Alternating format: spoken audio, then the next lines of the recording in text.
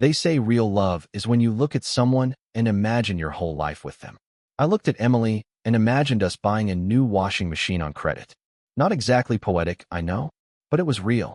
We weren't flying off to Paris or sipping champagne on yachts, but we had Saturday nights with pizza and a kind of love that didn't need Instagram filters. I met her on the subway. Seriously. She was standing there with earbuds in, reading something on her phone, wearing that same expression people get when they've just read a dumb internet comment. I was halfway to yet another meeting, coffee in one hand, irritation in the other, but I couldn't help myself. I made a dumb joke about how reading the internet was worse for your health than junk food. She laughed, and we didn't stop. That's how it started. Cheap diner dates. Long conversations about TV shows, politics, the weather, and our mothers. She was an accountant, I was an engineer. Sounds like the start of a bad joke, but really, we just worked. She was organized, precise, with a kind of class you can't buy in a boutique. I was the guy who learned how to bake sourdough during lockdown and still bragged about it, unprompted. We lived together for almost 2 years before getting married. Small backyard wedding, light rain, a whipped cream cake that hit the ground. Everyone was happy. Even my mom said, "Well, finally, you're not alone." We weren't perfect. She loved planning. I winged everything. She was up at 6:30 a.m. sharp. I didn't move until the coffee was cold. But we knew how to live together. You know that moment when people can sit in silence and still be completely content? We had that. Weekdays, we crossed paths in the kitchen, her with her laptop, me with a screwdriver. On weekends, we hit the farmer's market, argued over fruit, and listened to 80s hits in the car. Simple. Honest. Then, it got a little less us and a little more she's quiet, and I'm asking questions. It started small, a new phone password I didn't know. "Oh, it's for work, client privacy," she said. Then late nights at the office that turned into early mornings. Then silence. And in that silence, between pasta dinners and wordless evenings, there was a creeping feeling, something's off. But I didn't know yet. I had no proof. I still loved her, still hoped, still thought maybe she was just tired. Maybe it was stress. Maybe I was imagining things. That was before I found out the worst part of betrayal isn't the act itself. It's finding out who did it. People think betrayal arrives like thunder, loud, sudden, undeniable.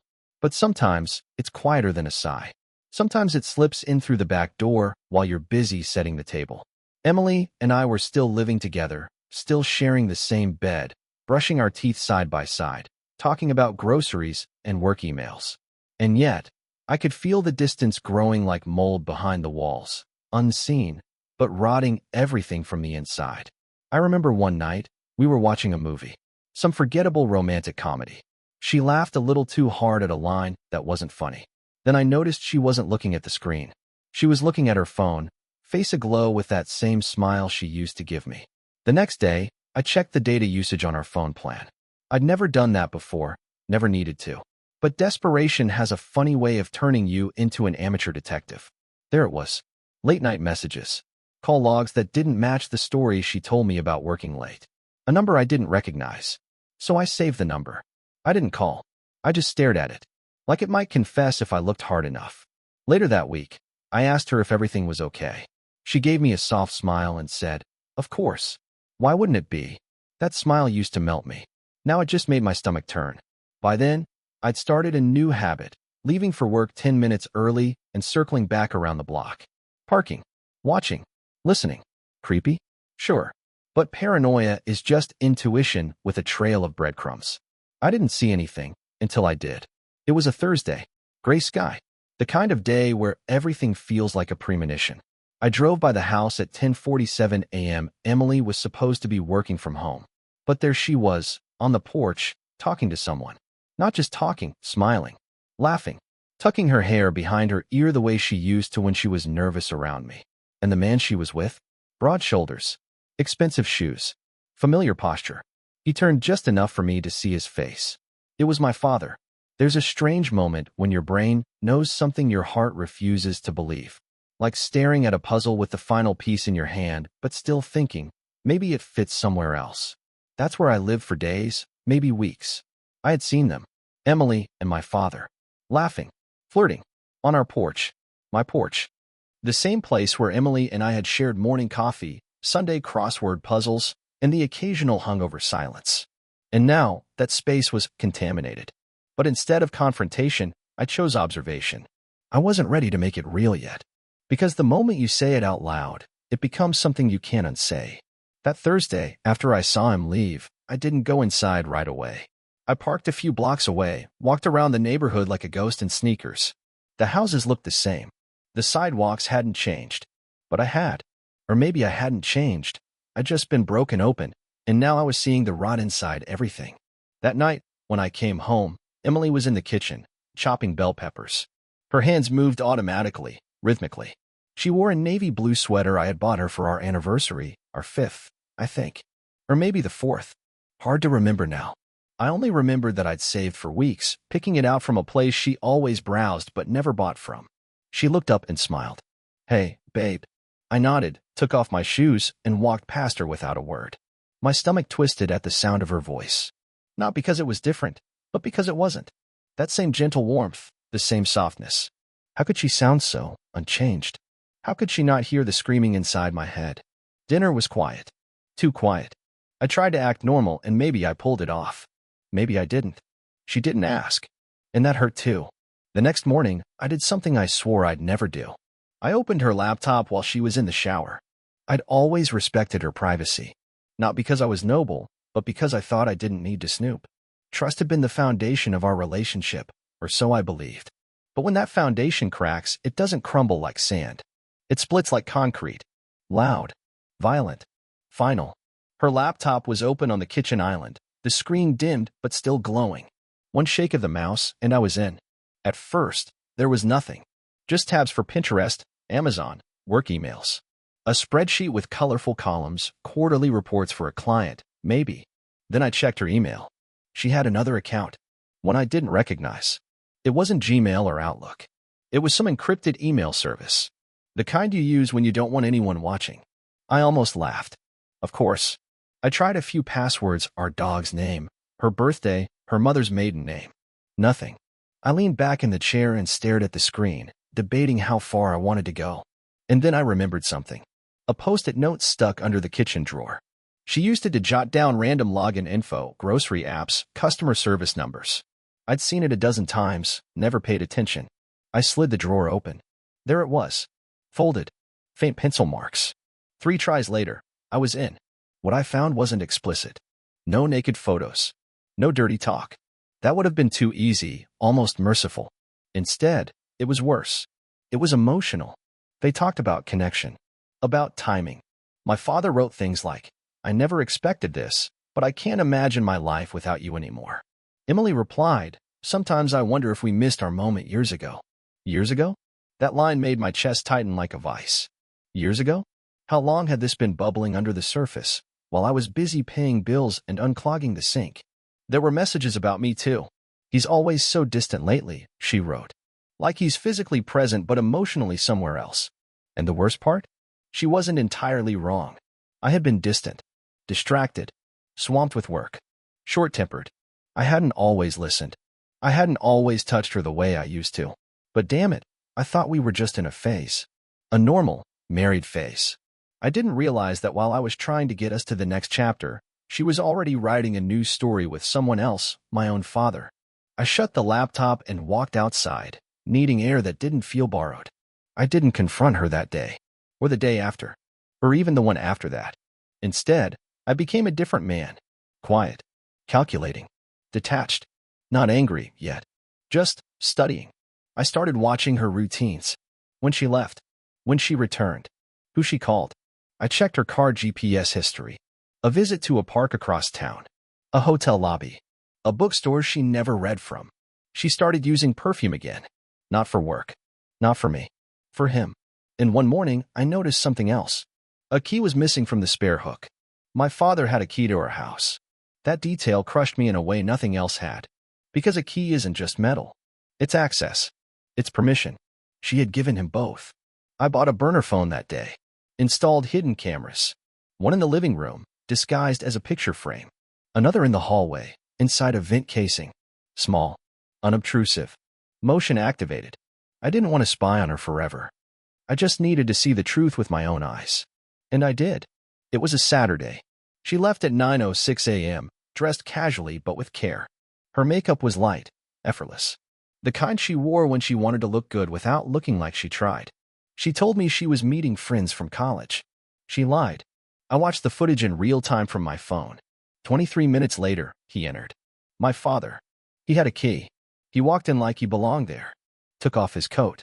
Sat on the couch. Poured himself a glass of water like he'd done it 100 times. 10 minutes later, Emily returned. No knock. No hesitation. She greeted him with a hug that was a little too long. They sat close on the couch, not touching, but not needing to. The kind of closeness that only comes from repeated trespasses. They talked. I couldn't hear it, but I didn't need to. Their body language screamed everything. At one point, she reached out and touched his hand. I ended the stream. I'd seen enough. I wanted to scream, to throw something, to kick a wall or shatter a mirror. But all I did was sit down in the kitchen, hands folded on the table, and stared at the wood grain. I stayed there for hours. I didn't eat, didn't speak. When she came home, I acted normal. She kissed me on the cheek and asked if I'd eaten. No, I said. Just wasn't hungry. She gave me a concerned look and rubbed my shoulder. You okay? Just tired. Long week. The longest. She nodded and left to take a shower. And I sat there, wondering what kind of actor I was becoming, and if I could keep the mask on long enough to burn everything they'd built behind my back. You ever notice how silence isn't just the absence of sound? It has a texture, a temperature. It's heavy in the morning, brittle at night, and in the middle of the day, it hums like an old appliance. That's what our house became, a symphony of silences, each one telling me more than any argument ever could. Emily still laughed at my jokes. She still texted me reminders to buy milk. She still kissed my cheek before bed. But now, everything felt rehearsed. Like we were actors in a long-running play, one the audience had stopped watching years ago. I played the role of husband. She played the part of wife. But there was no script left, just improvisation and increasingly forced smiles. The footage I'd seen, the message on her phone, the image of my father with his own damn key, it all echoed in my head like a fire alarm I couldn't shut off. And still, I said nothing. Why? Because I wasn't ready to lose. And that's what a confrontation would be. A loss. A blow-up. A breakup. Chaos. No. I needed control. I needed clarity. I needed leverage. I wanted to know why. I wanted to know how long. And I wanted to watch them sweat. I started small. Little changes in behavior that wouldn't raise suspicion. More affection. A touch here. A long hug there. When Emily would pull away first, I'd let her, then smile like it didn't matter. When she came home late, I'd ask how her day went, then compliment her dress. She looked surprised. The first few times, she even seemed guilty. Good. Guilt is useful. It makes people sloppy. She'd ask, "What's gotten into you lately?" with that cautious grin of someone not sure whether they're about to receive flowers or get caught. And I'd answer, "Just trying to be more present." She'd nod, eyes a little too wide, smile a little too practiced. Yeah, she was sweating. Just a little. One Friday, I came home early and found her in the backyard on the phone. She didn't hear me at first. She was laughing. It was soft, intimate laughter, the kind you don't share with just anyone. When she saw me, she flinched. Actually flinched. "Hey," she said, too loud. "Didn't hear you come in." "Didn't mean to sneak up," I replied, playing dumb. "Who was that?" She paused, blinked, then said, "Caitlin." Her college roommate. Right. Funny thing, Caitlin had moved to London 2 years ago. Different time zone. Different continent. I didn't say anything. Just smiled and nodded. But that night, I ordered a voice-activated recorder off Amazon. 2-day shipping. Saturday morning, I installed it under the couch. Discreet. Motion triggered. It wouldn't catch everything, but it would catch enough. I also started keeping a journal. Every date, every time she left the house, what she wore, who she said she was with. If this ever came to court, I'd need more than heartbreak and suspicion. I'd need a pattern. Yes, it was paranoid. Yes, it was exhausting. But no one ever won a war by playing fair. And then there was my father. He called that Sunday, casual as you please. "Hey, kiddo," he said. "Thinking of coming by next weekend. Maybe grill some steaks, hang out. Just the boys." I almost laughed. Almost. But I said, "Sure, Dad. That'd be great. I'll pick up your favorite bourbon." "Ah, you know me too well," he chuckled. "Yeah, Dad. I do now." That week, Emily started acting off. Distracted. Tense. She checked her phone more often, jumped when it buzzed. Her sleep got restless, she'd toss and turn, mumble in her sleep. Once, I caught her crying in the bathroom. She said it was a headache. I didn't argue. Just handed her a glass of water and kissed her forehead. I watched her, wondering if guilt was finally digging under her skin, or if she was afraid of being found out. There's a difference, you know. Guilt is regret for hurting someone. Fear is regret for being caught. And Emily? She was showing signs of both. Midweek, I reviewed the audio from the recorder. It caught more than I expected. Phone calls, pacing, whispered confessions. Her voice, late at night, saying things like, "I don't know how much longer I can do this," and "He's been different lately." No names, no smoking gun, but enough to confirm the emotional shift. She wasn't just cheating.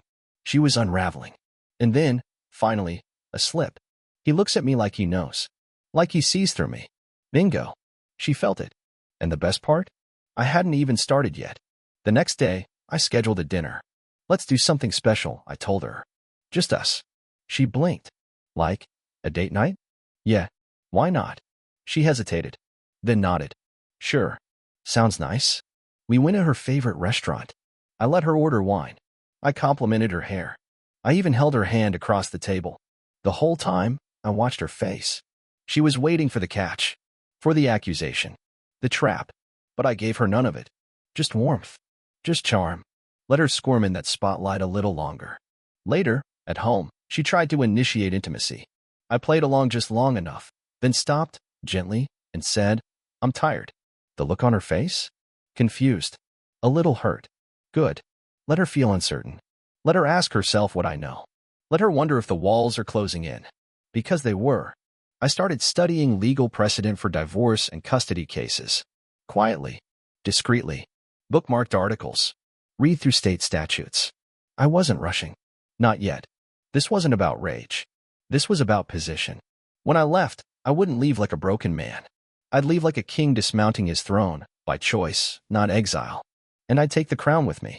One night, I stayed up late, just listening. She was asleep in the bedroom.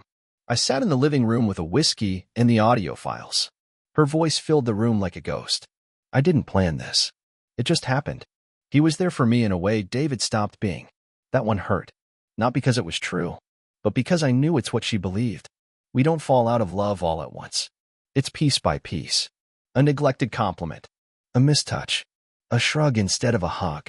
I had given her the cracks, but he had climbed in through them. Still, I couldn't forgive her. And I sure as hell wouldn't forgive him. The day I truly decided what I had to do, it was raining. One of those steady, cold rains that make the world feel like it's dissolving. Emily left for work, and I watched her car pull away from the window. I stood there a long time. Then I opened my laptop and created a folder. I titled it, Exit Strategy. Inside it, I made 4 subfolders. Evidence, finances, reputation. It wasn't just about ending a marriage anymore. It was about winning the end of it. There's a strange moment in any war when the enemy stops moving the way you expect. You've studied their rhythms, mapped their behaviors, and then suddenly, something breaks the pattern. That's when things get dangerous. Or interesting. It started with silence. My father stopped calling. At first, it felt like a gift. A reprieve. No fake chuckles, no casual invitations, no baritone, just checking in. For 10 straight days, I heard nothing. Emily didn't mention him either, which was even stranger. Usually, she found ways to slip him into conversations. "Your dad told me about that new steakhouse," or "He said he might get a new truck." Small talk, but laced with signal flares. No? Radio silence. On day 4, I felt relief. By day 6, I felt curious. By day 10, I felt alarmed. Then I got the call. It was a Thursday afternoon. I was at work, reviewing a lease dispute, when my phone buzzed. Unknown number. I almost let it go, but something in my gut twisted. I answered. "Is this David Landon?" "Yes. This is Officer Maddox with the Westford PD. I'm calling regarding your father, Robert Landon." My body stiffened. I closed my office door. "What happened?" "He was found in his vehicle late last night, parked in a wooded turnout off Route 9. Engine off. No crash, no sign of struggle." "Is he?" "He's alive, but unresponsive. Conscious, but not speaking. Ambulance took him to Westford General. We've ruled out drugs and alcohol. No sign of trauma, but he hasn't said a word." I felt my stomach cave inward. Is anyone with him now? Hospital staff. He didn't list any emergency contacts. But you were noted as next of kin on his insurance card. I thanked the officer, hung up, and just sat there. Unresponsive. In his car. In the woods. What the hell happened? Emily didn't know. Not yet. I drove to the hospital, my mind flickering between suspicion and something close to fear. Not for him. Not exactly. But for what it meant. Because people like my father don't just shut off like that. They talk. They explain. They never let silence win. I arrived at the ER and gave my name. A nurse led me through a maze of bright white corridors and soft shoes. Room 118. He was sitting upright in the bed. Alive. But distant. Eyes half-lidded, lips slightly parted. As if mid-thought or mid-dream. He didn't look at me when I entered. Dad? No response. I stepped closer. The machines beeped softly around him. Nothing invasive. Just monitors. No tubes, no IVs. I sat down beside him. Can you hear me? His eyes blinked slowly. But no focus. No recognition. The doctor came in shortly after. Young, awkward, a little too eager to sound reassuring. We've run tox screens, cardiac workups, neuroscans. Everything's clean. No signs of stroke or trauma. Brain function is normal. Vitals are strong. But he's not communicating. Not even with you? He shook his head. Nothing verbal. No gestures. Just presence. He's there. But he's not. Like catatonia? The doctor hesitated. We don't like to use that term prematurely. But yes, functionally, it's similar. I looked back at my father. His chest rose and fell. His skin looked healthy. But he wasn't there. He looked lost. I stayed for an hour. Said his name. Told him stories. Nothing changed. Before I left, I pulled the curtain closed and whispered, "What did you do?" Still nothing. But I could swear at his left eye twitched. When I got home, Emily was in the kitchen, scrolling her phone. She looked up. "Hey, everything okay?" Got caught at the office. I lied. Long meeting. She nodded. Looked relieved. She didn't know. And I didn't tell her. Not yet. Let her sit in the same silence she'd fed me for months. That night, I lay in bed staring at the ceiling, thinking not about the betrayal, or the recordings, or even the plan. I thought about my father. I thought about why he was in that car, in the woods, at night, doing nothing. And then, what if it wasn't him running away from guilt? What if he was running from something else? Or someone? The next morning, I called the hospital. He was still unresponsive. Still alive. Still breathing. Still silent. Then I did something I never expected to do. I drove to his apartment. He lived alone in a third-floor walk-up in a building that hadn't seen new paint since the Bush administration. I had only been there a handful of times. He always came to us. I let myself in with the spare key. The place was clean. Too clean. Not sterile, but curated. Like someone had been preparing it for show. There were no dirty dishes. No laundry. Trash was empty. The fridge had nothing but bottled water, yogurt, and one perfectly wrapped steak. And then I found it. A manila folder. Tucked inside a drawer in the nightstand. No label. Just documents. Printed emails. Photos. Receipts. And in the middle, a single post-it note with one handwritten word. Sorry. Half the photos were of me. Me. At work. At the gym. Walking the dog. Taken from across the street. From cars. One even from inside a grocery store, through a window. And next to them, photos of Emily. Also candid. Also distant. Some alone. Some with me. One with my sister. Then, photos of my house. Front door. Backyard. Living room window. All of them zoomed in. Observed. Stalked. What the hell had he gotten into? What did he think was happening? Or worse, what did he know that I didn't? I packed the documents into my briefcase and left. My hands were shaking. For weeks, I thought I had been the one watching. But maybe I was also being watched. By him. By someone else. Or both. That evening, Emily noticed my quietness. She asked if something was wrong. I shook my head. Just work. And then I asked, casually, "When's the last time you heard from my dad?" She blinked. Maybe a week ago. Did he say anything unusual? She shrugged. Just asked if we were doing anything for Thanksgiving. Nothing in her tone suggested she knew. Or maybe she was just that good. Later that night, I opened the manila folder again. One of the emails caught my eye. It was from an anonymous sender. No subject line. One sentence. "You think she's cheating on you. But it's bigger than that. Attached to the email? An audio file. I wasn't looking for anything new. That morning, I was mostly just killing time, sipping coffee and sitting at the kitchen table with a manila folder in front of me like it was a half-finished puzzle I already knew the ending to. I had gone through it a dozen times. Photos, receipts, emails, scraps of paper with half-legible scribbles. My father's signature brand of paranoia. But then I noticed something. The folder felt thicker than I remembered.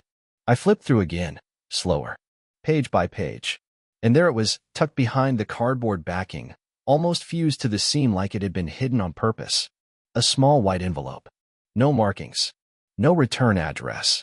Sealed with old-school red wax. My father never used anything fancier than duct tape. This felt intentional. Like something he'd saved for a reason he never got to explain. I cracked the wax, slid out the paper, and just like that, everything stopped. It was a medical report. Short, 2 pages. Letterhead from a private prenatal diagnostics center. Patient, Emily Landon. Procedure, non-invasive prenatal paternity test. Date, 7 weeks prior. My heart slowed. I read it again. 7 weeks. And then I saw the results. Alleged father, Robert Landon. Probability of paternity, 99.9%. I sat very still. The room didn't spin. My chest didn't tighten. None of the things you'd expect from a moment like that. Instead, I smiled. Small, tight, almost impressed. Not because I was okay, but because this was the first time in months something finally made perfect sense. The secrecy. The way Emily flinched when I touched her. The guilt. The whispers. The long walks. My father's sudden silence. The hospital. He knew. And now I knew too. I poured myself a glass of water. Sat at the table. Drank it slowly. No rage. No tears. Just quiet clarity. They hadn't just betrayed me. They created something together. A life. A future. Without me. And while they were busy spiraling in secrets and silence, I had been setting the table, paying the bills, keeping the lights on. What a team we made. That afternoon, Emily came home early. Hair up. Sunglasses. Big fake smile. She kissed me on the cheek. I let her. How was your day? She asked. Productive, I said. Yours? Fine. Boring meetings. MMM. She opened the fridge, scanned for snacks. I watched her like I was watching a stranger touch my things. She looked the same. Moved the same. Laughed at some text on her phone like she had every day for years. But now I knew something she didn't know I knew. And that gave me something I hadn't had in a long time, leverage. That evening, we watched a show on the couch. Something stupid and overly lit. She sat curled against me like everything was normal. During a commercial break, I asked, "Have you thought any more about kids?" She froze for half a second, then smiled. "Yeah, I mean, we've talked about it. Would you ever want to start a family with me?" Her smile thinned just slightly. "Of course," she said. "Why wouldn't I?"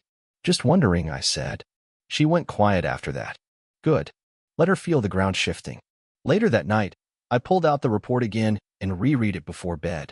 One line stood out this time. Testing confirms a high probability of paternity with the individual listed as Robert Landon, biological sample on file. He must have known for weeks, maybe months. And yet he never said a word. No apology. No confession. Just silence, a breakdown, and a hospital room with blank walls. The coward's retreat. I didn't tell Emily what I knew. Not yet. I wanted to see how long she'd lie to my face with a hand on my chest. The next morning, she made coffee. I asked, "You feeling okay lately? You seemed a little off." She hesitated. "Just tired, I guess. Hormones maybe." She said it too casually. Too smooth. My eyebrows didn't even twitch. Should I be concerned? She laughed. "No. I'm fine. I promise. Promise." She said it like it meant something. I went to work that day and filed for a private consultation with a divorce attorney. Not to pull the trigger. Not yet. But to sharpen the knife. Because when this ends, it's not ending in fire and broken plates. It's ending in paperwork and precision. And I'll be the one with the pin. Some people break all at once, plates smashed on the floor, tears, screaming confessions. Not Emily. Emily cracked in slow motion. It started the following Tuesday. I came home to find her reorganizing the spice rack. Emily hates cooking. The only time she's ever cared about turmeric is when she was trying to look cultured in front of my mother. But there she was alphabetizing paprika and cumin like she was auditioning for a cooking show. Trying something new? I asked. She didn't turn around. Just wanted to clean. I felt off today. Off. That word again. She'd used it 5 times that week. At dinner, she barely ate. Picked at her salad. Sipped water. I asked if she wanted wine. She declined. That's when I knew it had started. The unraveling. See, guilt doesn't always knock loudly. Sometimes, it shows up in the way someone avoids your eyes. Or how they start cleaning things they never used to care about. She wasn't confessing. She was preparing. Wednesday morning, she forgot to put on her wedding ring. I didn't mention it. I just looked at her hand for half a second too long and watched her notice me noticing. She covered it with her coffee cup. Forgot it on the sink, she said. Just washing my hands. Of course, I replied. Happens. It doesn't. Not to her. I started planting seeds. Nothing direct. Just casual nudges. You seem distracted lately. Just tired. You're sure? Yeah, totally. Just work. Then I drop little landmines. Funny, I saw your OBGYN's clinic envelope the other day. Hope everything's okay. Pause. Slight flinch. Just around the eyes. Oh, yeah, routine stuff. Nothing big. Sure. Emily. Sure. Thursday evening, I set the trap. I told her I had a happy hour with coworkers and wouldn't be home until 10. Then I parked 2 streets away and walked back. Lights off. House quiet. No visitors. No car in the driveway except hers. But the upstairs window glowed blue. Our bedroom TV. And then, minutes later, it went dark. Either she was asleep by 8:15, or she knew she was being watched. Either way, interesting. Friday was when the mood shifted. I came home to candles. Candles. Emily hates candles. Says they smell too much like someone's trying too hard. But there they were, vanilla, lavender, even a sandalwood one that smelled like an awkward first date. She cooked, too. Badly. Oversalted pasta, undercooked chicken. I ate it all with a smile. This is nice, I said. I thought we needed something normal, she replied, not looking at me. You're right, I said. I've missed normal. She blinked. Hard. After dinner, she sat on the couch and curled up next to me. I wrapped an arm around her. It was all very romantic. If you ignored the fact that I was mentally revising a spreadsheet of assets in my head. Joint accounts. Separate ones. Retirement funds. House equity. Love was over. Now came the numbers. Saturday morning, she looked awful. Pale. Shaky. The kind of tired you can't nap your way out of. She tried to hide it with makeup. Didn't work. She spilled her coffee. Twice. And when I handed her a paper towel, she almost cried. That's when I knew. She was expecting something. Maybe from me. Maybe from the pregnancy. Maybe from her own conscience finally breaking surface. We drove to brunch. She fiddled with the radio the entire time. Silence made her nervous now. Perfect. When we got home, she took a nap that lasted 3 hours. I used the time to update my records. Passwords, documents, emails. Scanned the DNA report into a secure cloud folder, encrypted, double-backed up. When the confrontation came, I'd be ready. No shouting. No threats. Just facts. Laid out like a chessboard. Sunday morning, it happened. We were sitting on the patio. I was drinking coffee. She was playing with her phone, pretending to read an article. Then she put it down and looked at me. Really looked. David, she said. Can I ask you something? Always. Do you still love me? I sipped my coffee. Let the pause hang in the air like a curtain between us. Why do you ask? She shrugged, but it wasn't casual. I just feel like we've been off. Off. There it was again. I guess we've both been distracted, I said. Is there someone else? She asked. I nearly choked on my coffee, but not from guilt. From the sheer audacity. No, I said calmly. Is there someone else for you? She shook her head too quickly. No. God, no. Why would you even say that? I just looked at her. Didn't blink. Didn't smile. Just watched her squirm. Because you've been glowing lately, I said. She flinched like I'd slapped her.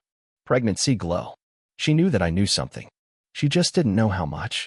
Yet, there's a specific kind of satisfaction in watching someone try to keep their lies straight when you already know the truth. It's not gloating. It's not even revenge. It's just clean. By Sunday evening, Emily was twitchy. Her phone stayed face down. She double-checked the locks, and she asked me if I was feeling distant 3 times before dinner. I told her I was just tired. She offered to rub my shoulders. That was new. She brought up vacation during dessert. Said we should take a trip. Just us. Reset. I chewed on a spoonful of store-brand chocolate pudding and nodded. Where do you want to go? I asked. Anywhere, she said. Somewhere warm. Quiet. We could use a fresh start. A fresh start. I almost laughed. She didn't mean it like she thought she did.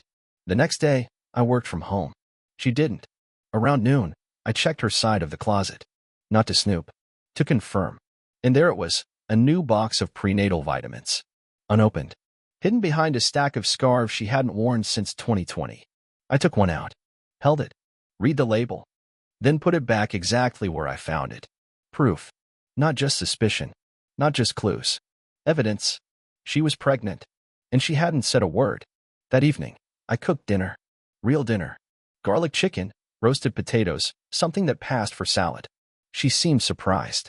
You're in a good mood, she said. Just wanted to take care of you, I replied. I meant it. Just not the way she thought. She smiled. Looked down.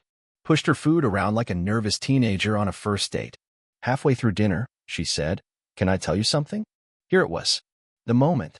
I nodded. She took a deep breath. I think we've been off for a while, and it's mostly my fault. Interesting start. I haven't been honest about how I've been feeling. Also interesting. But I want to fix things. I love you. And there it was. The lifeboat. She was throwing it out, hoping I'd grab it. I leaned forward. What haven't you been honest about? Her eyes darted. Tiny, involuntary movement. Left, right, then back. Well, I just haven't been as open about how overwhelmed I felt. With work. With everything. Safe lie. Half true. Expected. But then, she added, and I didn't know how to tell you about the appointment. Boom. The slip. I didn't react. I didn't blink. I let the silence hang. She realized it too late. Her face went pale. What appointment? I asked, like a man who genuinely didn't know. I mean, just routine. Just a checkup. I didn't think it mattered. You didn't think it mattered to tell me you had a medical appointment? I didn't want to worry you. And it was, what kind of checkup? She hesitated, then smiled. The wrong kind of smile. The I'm cornered and trying to charm my way out kind. You're acting weird, she said. And you're deflecting. We sat like that for a moment, two actors off script. Then she said, Are you going through my things? I smiled. Finally. No, I said. I just noticed more than you think. That hit something. Her face twitched. She didn't talk much the rest of the night. She went to bed early. I stayed up late, sitting on the patio, sipping whiskey. No yelling. No accusations. Just the confirmation I needed. She was hiding it. And she slipped. You don't always get the truth from a confrontation. Sometimes, the truth comes from the people who weren't meant to talk at all. In my case, it came from a voicemail. It started with my father's phone. I still had it. The hospital staff gave it to me in a clear plastic bag, along with his wallet and keys. I hadn't touched it in weeks. It sat in my desk drawer, gathering dust like a retired weapon. But now I was ready. I charged it. Scrolled through the call log. Texts. Photos. Nothing incriminating. Until I opened the voicemail. There were 3 new messages. 2 were spam. The third was from a number I didn't recognize. Female voice. Shaky, but familiar. Hi. I don't know if you're still checking this, or if you're even okay, but we need to talk. You promised me we'd handle this. You said he'd never find out. And now he's asking questions. Click. No name. But the voice? Emily. I sat with that for a while. Not surprised. Just settled. This wasn't panic anymore. This was the paperwork phase of grief. That message was old, judging by the timestamp, maybe a week after I first started noticing the distance. Back when I still thought this was just a rough patch. Back before I started noticing too much. I didn't ask Emily about the voicemail. Instead, I asked her about Carly, her old friend. The one she supposedly stayed with during our engagement break. She looked caught off guard. Why? I was thinking about that time, I said. We've never really talked about it. We were on a break, she replied, using that phrase like it was some legal loophole. Still, I said, did you ever go anywhere else? See anyone else? She blinked. No, just stayed with Carly. She couldn't even lie with confidence anymore. I nodded like I believed her. Then I reached out to Carly myself. Carly responded like someone who wasn't in on the plot. Told me Emily only stayed with her for 2 nights. Then left. Said she had things to figure out. Didn't say where she went. Didn't come back. I thanked Carly and left it at that. Another piece in place.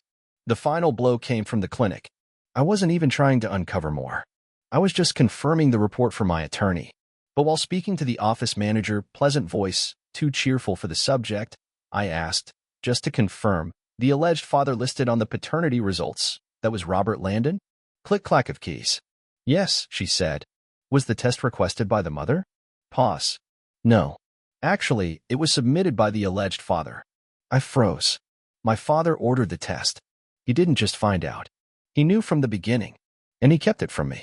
And her? She knew he knew, and still lied. That night, I came home and found Emily in the kitchen. She was slicing lemons. We weren't drinking anything that needed lemons. I stood in the doorway and watched her. How far along are you? I asked. She froze, turned slowly. What? I asked how far along you are.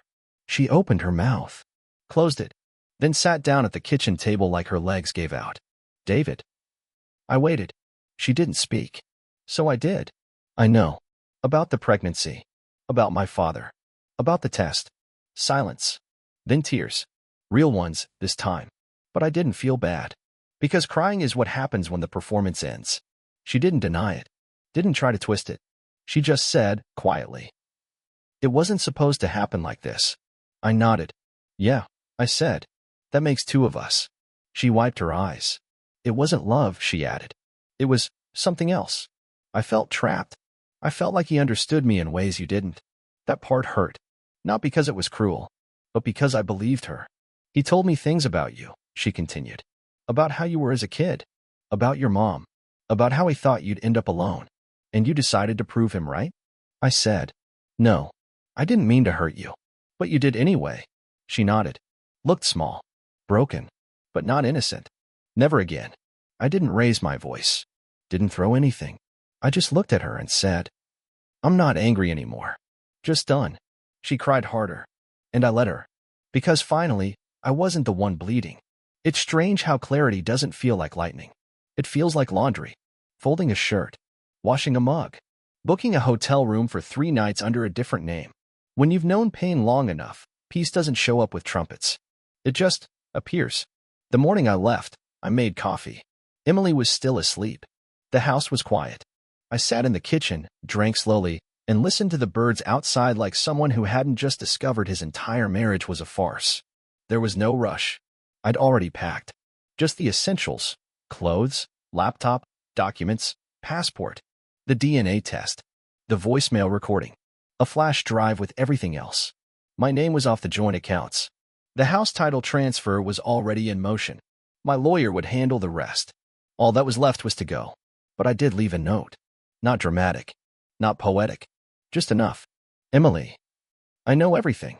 I'm not here to argue, or punish, or perform a scene. I just want peace. You can keep the house. Keep whatever stories you want to tell people. Just know that I'm done pretending. David. I left it on the kitchen counter, right next to the lemons she never used. I didn't feel triumphant. I didn't feel defeated either. I just felt done. And in its own quiet way, that felt like winning. I checked into a small inn a few towns over. Nothing fancy. Clean sheets. A view of the lake.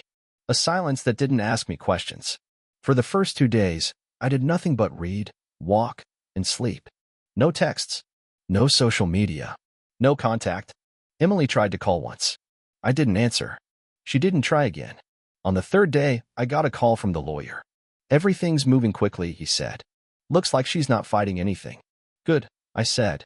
You sure about letting the house go? Yes. Any interest in filing for damages? No. There was a pause. You're handling this better than most. I smiled. That's because I already won. Weeks passed. My father remained in the hospital, still unresponsive, still silent. I visited once more. Just once. He didn't move. Didn't blink.